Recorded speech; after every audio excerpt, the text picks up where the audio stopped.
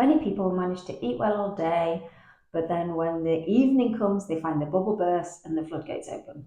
If this is you, I'm going to teach you one thing that I share with all my clients that helps them stop binging in the evening. And I can honestly say every client who puts this into action, they find the binging either stops entirely or reduces substantially within a matter of weeks.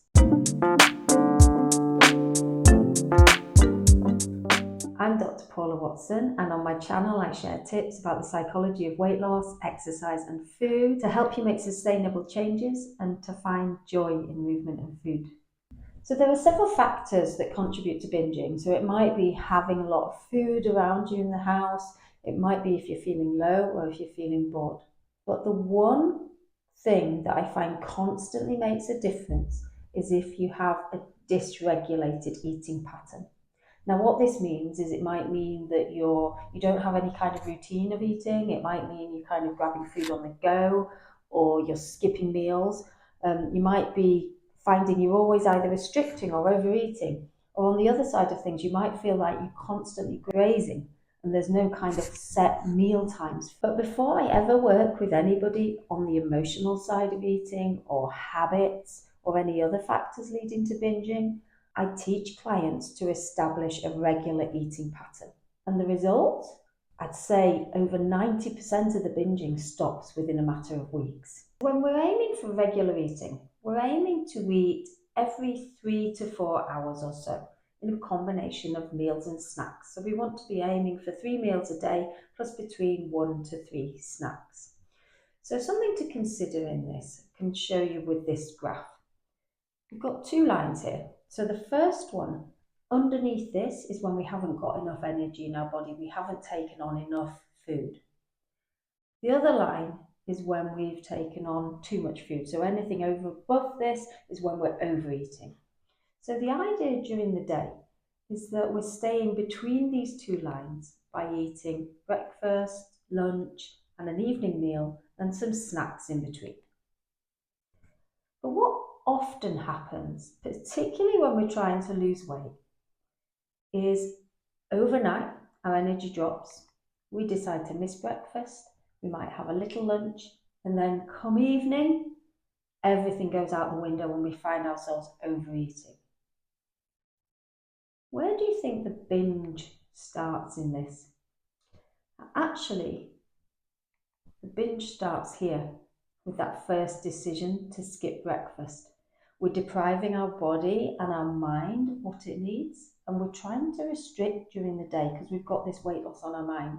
But the effect that has is it makes us really vulnerable to binging later in the day because our body and our mind have been feeling deprived. So what I find is when clients move to this alternative regular eating pattern, they're far less vulnerable to binging. Hang on though, if I'm eating regular meals, I'm going to be eating more. So doesn't that mean I'm going to be putting on weight?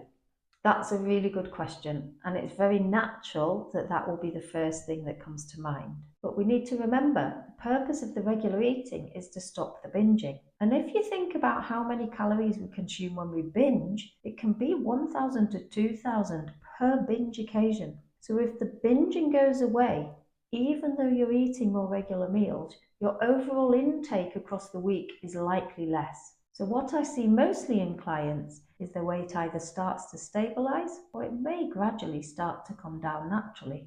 So let's think about how you might go about putting this into practice, because the graph makes it look simple, but unfortunately it isn't that easy, particularly if you've been eating another way or stuck in a different mindset for a long time. So I'm going to share some principles that my clients find really helpful in this.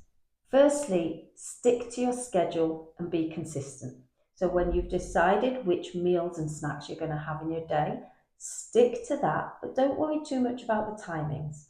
For example, my regular schedule is that I'd eat breakfast, I'd eat lunch, I'd eat an afternoon snack, and I'd eat an evening meal. But the exact times I eat those out will vary day to day depending on what else I have on. Secondly, plan what you're going to eat in your meals, but also plan your snacks. I find most people are familiar with the idea of planning meals, but they forget about planning in their snacks. Now, psychologically, planning in your snacks is really important Because essentially what this does is it gives you permission to eat. It helps you know that there's only ever going to be a few hours before you eat again. And it takes away that argument in your head between, I want to eat this, oh, but I shouldn't eat this, oh, but I want to, oh, but I shouldn't. Whereas actually, if you've planned to have a snack at that time, you have a discrete amount of food you've planned to eat, and you find that's what you're much more likely to do. It's also important within your planning that you do include some foods you enjoy. So it's not about trying to deprive yourself of anything. Think moderation. Plan some healthier snacks in, but perhaps also plan some of the snacks or the foods that you feel that you wouldn't want to go without. Thirdly, prioritize your schedule over your hunger. Now, this might sound a bit of a strange thing, but if your eating's been all over the place, your hunger signals are likely to be a bit skew. So the purpose of the regular eating is to get these back on track. And to do that, you need to be pretty strict in sticking to it. So if you've overeaten the night before, if you're not feeling hungry at mealtime, it's still really important you eat those meals. Equally, if you're feeling really hungry in between a meal and a snack, try to hang on until the next scheduled time to eat. And it might be that you're not eating enough of the meals or snacks and you need to increase that a bit so you don't get hungry in between. Fourthly, linked to my previous point, is making sure you eat enough at your meals and snacks. So you need to eat substantially. You want to finish the meal satisfied. You don't want to finish it still hungry. You don't want to finish it overfull. You want to finish it thinking, this can last me for the few hours until my next scheduled meal or snack. Now, what I usually recommend to clients when they're starting this is to focus on when you're eating rather than what you're eating. It can feel too overwhelming to try and change everything at once. So first of all, the most important thing is to focus on your regular eating schedule and sticking to that. And then once that's established, you can start thinking about, making sure that you get some protein, some carbohydrates, some fiber with your meals. This might be a huge mindset shift for you. So it takes a bit of a leap of faith and trusting the process. Now, I could tell you that this works till I'm blue in the face. But the only way you're really going to believe it is if you go out there and try it yourself. If you're feeling ready to get started, let's go through how you actually go about setting your regular eating plan. What I'd suggest is you start by writing down the typical time you get up and the typical time you go to bed. Then think about any meals you do already have an established routine with. So for example, let's say you have a lunch break at 12 o'clock and let's say you typically have a family meal in the evening at 7 o'clock. Then looking at your getting up, going to bed times and any established meals, think when you can slot in any remaining meals. So in this example we're looking at, perhaps you might try and slot in breakfast at 8 o'clock in the morning. Then have a look at your meals, your timings you've got written down. And for any gaps that are longer than 4 hours, ask yourself if it might be beneficial to slot in a snack in between those. So in the example we've got, get up at 8, lunch at 12, that's 4 hours, quite a good gap there, so may not need a snack.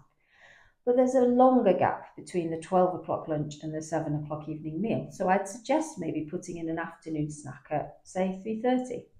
Bedtime then is about 11 o'clock. So we've got about 4 hours between evening meal and bedtime. However, if evening is a vulnerable time for you for binging, I'd suggest try this out first by planning in an evening snack as well.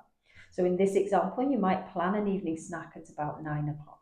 So for example, if you find yourself binging in the evening on whole packets of biscuits, you might try planning in an evening snack of having just 2 biscuits. But that's what you decide you're going to have in advance. You take the 2 biscuits out of the packet, you put them on a plate, you take them into the other room, so it's a discrete portion.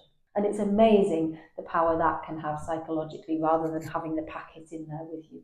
So now you have your schedule planned, what you need to do is go out there and practice this consistently. I'd suggest for at least 4 weeks and see what happens. Please do come back and leave me a comment to let me know how you get on. Do come back to me if you've got any questions or meet with any challenges as you go through this. And you might want to rewatch bits of these videos just to remind yourself of some of the principles that you need to remember to make this work.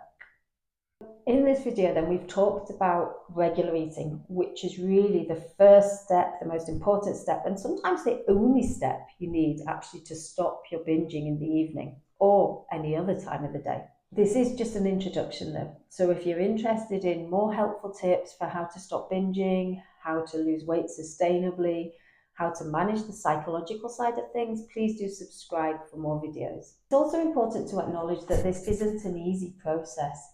This is likely a big mindset shift for you, and sometimes it isn't easy to do alone. Particularly if your binge eating is severe, you might benefit from some professional support. Feel free to reach out to me if you'd like a free discovery chat if you're interested in therapy. If private therapy isn't something that's an option for you right now, you could visit your GP or you could visit Beat Eating Disorders charity. I'll put a link to them in my description below. I've also put a link in the description below to a really helpful self-management book about overcoming binge eating. I don't have any affiliate links. I'm not being sponsored by the author at all, but I wanted to share it as I know it's something that my clients have found helpful and we often use alongside the therapy I do. And if you're watching this because you want to lose weight, try and focus first on establishing the regular eating pattern, which will help put you in a position where you're able to then lose weight in a healthy way. Please subscribe to my channel where we'll be posting more content about losing weight sustainably, and you might be interested in checking out my video about why we self-sabotage, why it's not your fault, and how to go about stopping it.